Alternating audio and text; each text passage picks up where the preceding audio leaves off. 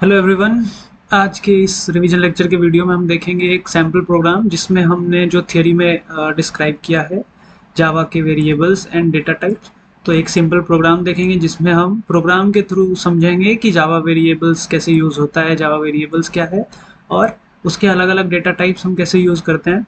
तो चलिए स्टार्ट करते हैं प्रोग्राम के थ्रू और देखते हैं कि जावा वेरिएबल्स और डेटा टाइप्स क्या होते हैं। तो मैंने यहाँ पर एक सैम्पल क्लास मैंने बना लिया है जिसका नाम भी मैंने वेरिएबल्स एंड डेटा टाइप रखा है। तो हम यहाँ से स्टार्ट करते हैं। सबसे पहले हमारा मेन मेथड आएगा, तो हमने यहाँ पर मेन मेथड ले लिया, that is public static word main. अब हम क्या करेंगे, हम हर टाइप के एक एक वेरिएबल्स डिफाइन करते हैं। सबसे पहला हम लेते हैं इंट विच इज इंटीजर, तो int n1 is equals to 5, okay. And हम दूसरा लेते हैं फिर string, string name, name is equals to revision lecture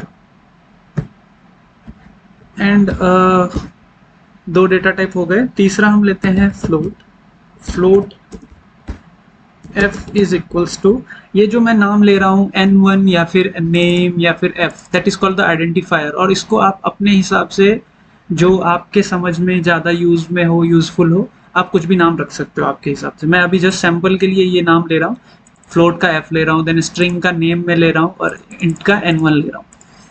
okay, so this is 5.5f। Okay, ये f अगर जब भी कभी हम फ्लोट कोई एक वेरिएबल यूज करते हैं तो उसके साथ हमें ये ध्यान रखना है कि f कीवर्ड यूज करना ही है, that indicates the float type. अब हम क्या करते हैं, डबल ले लेते हैं, एक double d is equals to 55.5 and एक और रह गया कैर, कैर c is equals to c। Okay, तो ये हमने अभी सैंपल के लिए 1 2 3 एंड 4 एंड 5 वेरिएबल्स ले लिए और सबके हमने अलग अलग टाइप्स लिए। तो अगर आप ये देखोगे तो ये इंटीजर टाइप का है, दूसरा देखोगे तो दैट इज स्ट्रिंग टाइप का है, तीसरा फ्लोट टाइप का है, चौथा डबल एंड पांचवा कैरेक्टर टाइप का है। कैरेक्टर मीन्स सिंगल कैरेक्टर और string means the collection of characters. अब हम क्या करते हैं, हमने सारे डेटा टाइप्स ले लिए, उसमें अलग अलग वैल्यूज भी असाइन कर दिए। अब हम क्या करते हैं, इसको प्रिंट करते हैं। तो प्रिंट करने के लिए एक सिंपल तरीका है जो हमारा सिस आउट है। सिस आउट में हम क्या करेंगे, इंट इज इक्वल्स टू, ये हमने ले लिया, और जब भी हम किसी स्ट्रिंग को जब हम प्रिंट करते हैं तो उसको डबल इन्वर्टेड कॉमा में रखते हैं, और उसके साथ जब हमें कोई वैल्यू प्रिंट करना होता है, इंटीजर के साथ कॉन्कैट करना होता है, तो हम क्या करते हैं, प्लस सिंबल का यूज करते हैं। एंड देन जो हमारा वेरिएबल है, जो वेरिएबल में हमने जो वैल्यू यूज किया, अगर वैल्यू प्रिंट करना है तो डायरेक्ट आप वैल्यू वहां पर रख सकते हो, बट हम वैल्यू प्रिंट नहीं करते हैं, हम उस वैल्यू को किस वेरिएबल में हमने स्टोर किया है हम उसको प्रिंट करें। तो उसके लिए हमें ये जो प्लस हमने यूज किया है ये करना जरूरी है। तो पहला हो गया। अब हम क्या करते हैं, इसको कॉपी करते हैं, then paste paste paste and paste. तो हमने 5 डेटा टाइप्स लिए थे इसलिए हमने 5, okay. And string, string is equals to plus name, then float, तो यहां पर हम लिखेंगे float is equals to f, then double, so double is equals to d, then char, so char is equals to c।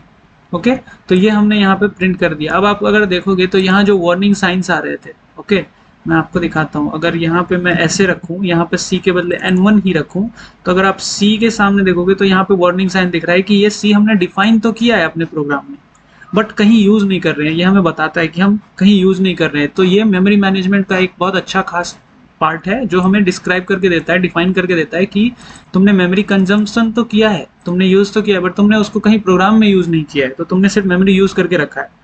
Okay, तो हम अभी के लिए इसको वापस सी कर देते हैं।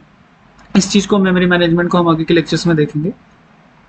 तो अभी हमने क्या किया, ये सारे वेरिएबल्स डिफाइन किए, उसमें वैल्यू असाइन किए और हमने उसको प्रिंट कर दिया। अब हम क्या करते हैं, हम इसको रन करते हैं। तो जब हम रन करेंगे तो ये देखो, int is equals to 5, string is equals to revision lectures, float is equals to 5.5, double is equals to 55.5 and char equals to c। तो ये था हमारा अलग अलग वेरिएबल्स, अलग अलग डेटा टाइप्स और अलग अलग उसमें वैल्यूज।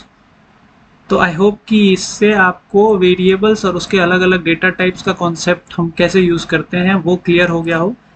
अब आगे आने वाले लेक्चर्स में हम ऑपरेटर्स के बारे में पढ़ेंगे, ऑपरेटर्स के बारे में जानेंगे कि जब हम दो नंबर का एडिशन करते हैं, लेट्स सपोज यहाँ पे जब हम इंट n1 लिया हमने एंड हमने n2 ले लिया और इक्वल्स टू उसको असाइन कर दिया सपोज 5, ओके।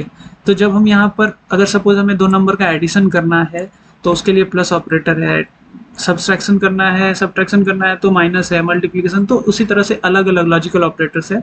तो आगे आने वाले वीडियो में हम उस ऑपरेटर्स के बारे में देखेंगे और उसके साथ साथ सैम्पल प्रोग्राम भी देखते जाएंगे सो दैट हमारा कॉन्सेप्ट और भी ज़्यादा क्लियर होता है। तो अभी के लिए आप इसको एक बार रिवाइज करो and then let me know अगर कोई और दूसरा पॉइंट आपको रिवाइज करना है, कोई ऐसा पॉइंट है जिस पे आप अटके हुए हो और आपको समझना है, तो that will help me also, मुझे भी हेल्प हो जाएगा, मेरा भी रिविजन हो जाएगा और उस पर हम वीडियो बनाएंगे। अभी के लिए थैंक यू, बाय बाय।